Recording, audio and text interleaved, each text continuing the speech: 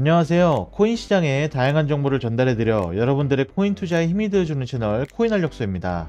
정보 전달해드리기 전에 영상 하단의 고정 댓글 보시면 저희가 무료로 운영하는 소통방인 카톡방과 텔레그램방 링크가 있습니다. 코인에 대해 나홀로 고민하지 마시고 다양한 의견 나누시며 정보 교류하셔서 꼭 성투하는 여러분이 되셨으면 좋겠습니다. 많은 참여 부탁드립니다. 그럼 브리핑 시작해보겠습니다. 먼저 리플의 4시간봉 차트부터 체크해보겠습니다.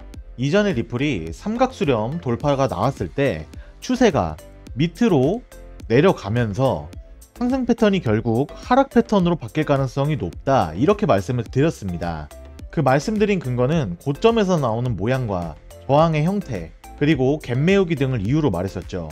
결국 예측한 대로 하락 패턴으로 전환은 되었습니다.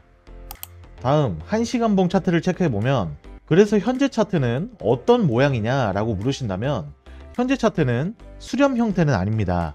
어떤 채널에 대한 돌파를 나타내고 있는데 하락 추세에서 돌파를 했기에 상승 패턴으로 볼 수 있겠습니다. 하지만 지금의 상승 패턴은 양날의 칼인데 이 부근에 저항선이 상당히 강하여 지지받을 자리에서 지지를 받지 못하고 내려오고 있는 모습을 보이고 있습니다. 이런 상태가 유지가 되어 다시 하락을 해 추세 안으로 들어온다면 삼각수렴 때처럼 밑으로 강하게 빠지는 그림이 나올 수 있습니다. 특히 최근 리플은 비트코인의 영향을 상당히 많이 받고 있기에 금일 있을 FOMC 25p 인상을 호재로 받아들일지 악재로 받아들일지 시장의 방향에 따라 쭉 상승하거나 아니면 다시 한번 저항선을 깨고 아래로 하락을 하냐, 이렇게 상당히 위험한 자리라고 볼 수 있겠습니다. 또한 큰 부분에서 차트를 보자면 이런 식의 헤드앤숄더 패턴이 형성이 되어 있는 것을 볼 수 있습니다.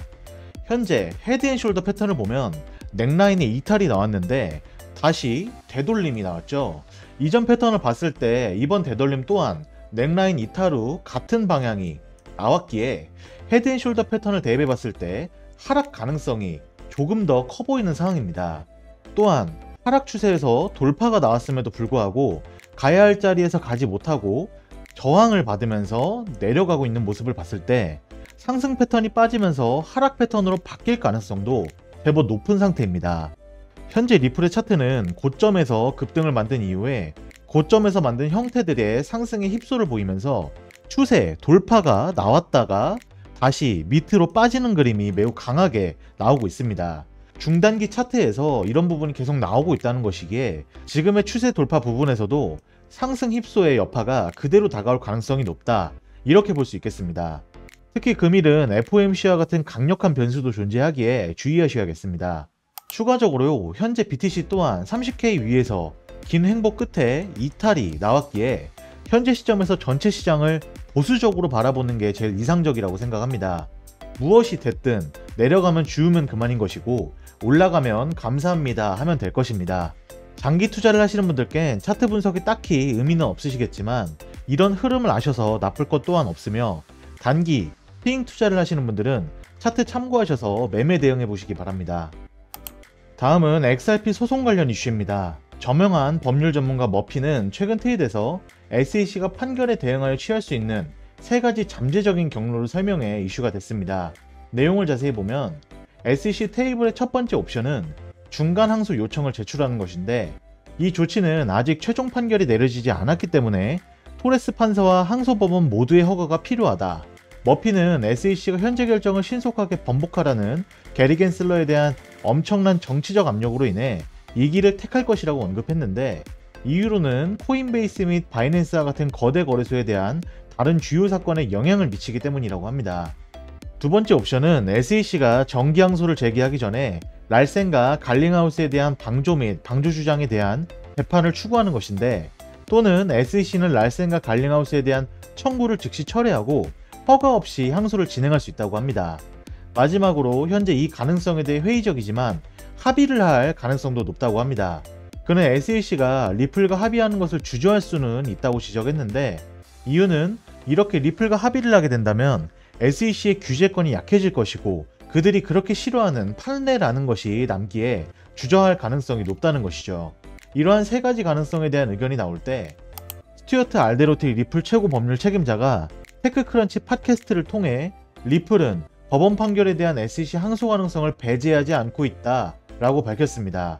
그는 우리는 법원의 판결이 옳았다고 생각하며 항소법원 역시 이를 인정할 것이라고 생각한다 라고 전했죠. 리플 또한 정말 혹시나 모를 항소에 충분히 대비를 하고 있는 모습이고 SEC의 항소 시나리오도 몇 가지 경우의 수가 없기에 지금 당장은 리플이 굉장히 유리하다 이렇게 볼 수 있겠습니다.